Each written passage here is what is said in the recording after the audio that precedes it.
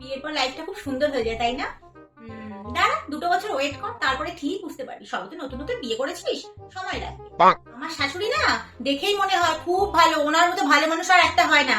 সব মুখোশ বুঝেছিস? ওর মুখোশ পরে থাকে সবার সামনে। বিয়ে বিয়ে বিয়ে, এতদিন সবাই বিয়ে বিয়ে করে পাগল করে দিচ্ছিল।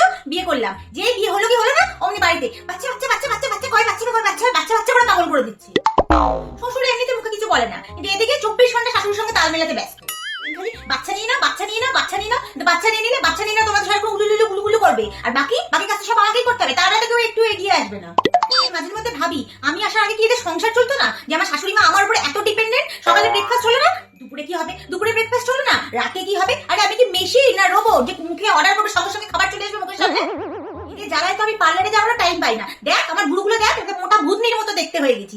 আমি বলেই চুপ করে থাকি, জানিস তো? আমার জায়গায় অন্য কেউ যদি মেয়ে থাকতো না, কত কিছু বলে দিত।